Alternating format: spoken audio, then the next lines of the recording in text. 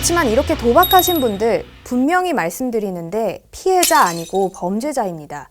그것도 아주 중독성이 짙은 범죄를 저지르고 있는 겁니다. 한 번만이라도 처벌이 되고 또 도금액에 따라 다르겠지만 여러 번 할 경우에 상습 도박으로도 처벌될 수 있습니다. 그리고 꼭 알아두셔야 될 게 도박을 한 돈은 관련 법령에서 추징 대상이 됩니다. 예컨대 그 사람이 돈을 땄는지 얼마나 땄는지 상관없이 도박행위에 제공된 돈들은 모두 추징 대상이 되는데요. 기준도 좀 많이 다릅니다. 예를 들자면 제가 100만 원을 가지고 도박행위를 했어요. 한번 입금을 했다가 출금을 하면 100만 원 상당의 도박이 되는 건데 같은 돈을 가지고 10번 넣었다 뺐다를 반복하면 1000만 원 상당의 도박이 됩니다.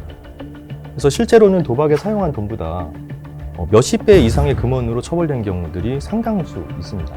검찰에서는 단 한 번이라도 도박 행위에 가담한 경우에는 사실 강경하게 대처를 하고 있다는 점을 꼭 말씀을 드리고 싶습니다. 저는 이제 고등학교 입학하는 미성년자입니다. 저는 중3 때 스포츠 도박을 접하게 됐고 거의 이용하지 않다가 돈이 없고 힘들어서 스포츠 도박을 다시 하게 됐습니다. 사이버 신고가 됐는데 제가 경찰서에 불려가거나 할 가능성이 얼마나 될까요? 벌금 내고 끝내면 흔히 말하는 빨간 줄, 전과 기록이 생기는 건가요?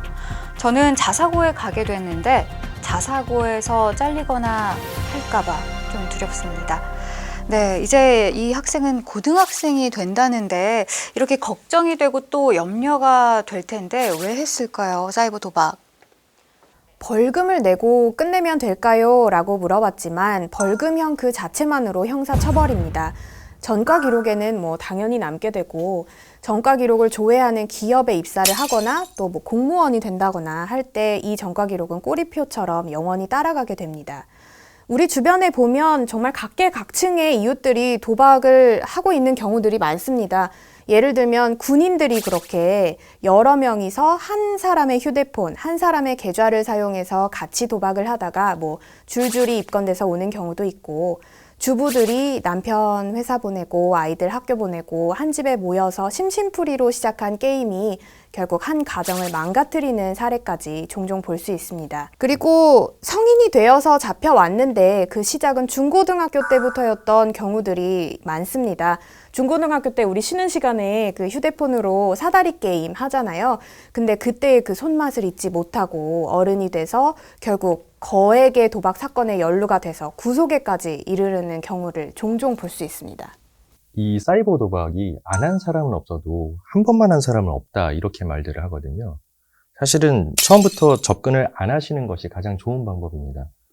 합법적인 방법은 아까 설명드린 한 가지 방법밖에 없습니다. 그리고 스포츠에 대한 관심으로 이제 건전한 여가 생활로 즐기고 싶으시다면 그런 합법적인 방법을 이용을 하시는 게 맞는 것 같고요. 또 합법적이라고 주장하는 도박 사이트들도 사실은 잘 보셔야 됩니다. 몇 년 전통의 아니면 어느 국가에서는 이게 가능한 행위다 이렇게 홍보들을 많이 하는데 전부 불법입니다. 심지어 이게 합법 사이트의 도메인을 유사하게 만든다든지 아니면 사이트의 구성이나 이제 모양도 기가 막히게 베끼는 경우도 있는데요. 전부 다 불법입니다. 불법이라고 보시면 될 것 같습니다. 네, 혹시 그 외에 저희가 또 기억해야 할 사항들이 좀 있나요? 웬만한 불법 사이트는 다 잃을 수밖에 없는 구조라는 것. 그리고 따더라도 먹튀일 가능성이 많고 현금화할 수 없는 경우가 많다는 것 꼭 기억하셨으면 좋겠습니다. 그리고 약간 도박을 투자식으로 생각하시는 분들이 있습니다.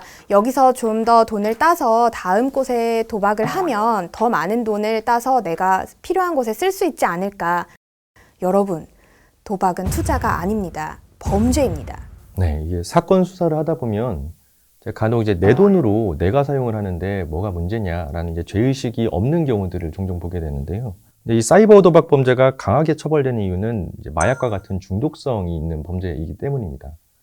그래서 도금을 마련하기 위해서 다른 인터넷 범죄나 투자금 사기 등을 유발하기도 하고 폭력 범죄로 발전한 경우도 많습니다. 그러다 보니 이 범죄가 다른 범죄의 동기가 될 가능성이 크기 때문에 저희가 강하게 대처를 하고 있는 부분이 있습니다. 그리고 무엇보다 내가 가장 사랑하는 내 사람들이 나의 행위로 인해서 피해를 받게 되는 것이 가장 무서운 점입니다. 네, 검사님들께서 이렇게 단호하고 명확하게 말씀을 해주시니까 사이버 도박 절대 해서는 안 되는 일 같다는 그런 생각이 드네요. 네, 오늘 두 검사님과 함께 사이버 도박에 대해서 얘기 나눠봤는데요. 두 분 검사님 오늘 출연 어떠셨나요? 네, 수사하면서 자신이 범죄를 저지르고 있다는 것도 모른 채 자연스럽게 스며들어 도박을 하다가 또 이것이 다른 중범죄까지 이어지는 경우를 종종 봐왔는데 오늘 기회를 통해서 국민들께 이 점을 알릴 수 있게 돼서 참 뜻깊은 시간이었습니다. 사이버 도박 사건 수사를 하다 보면 너무 가볍게 접근을 했다가 너무 무겁게 처벌을 받는 경우가 많이 있습니다. 그래서 주변에서 봤을 때는 안타까운 경우도 많은데 이 방송을 통해서 많은 분들이 좀 사이버 도박에 대한 경각심을 가졌으면 좋겠습니다.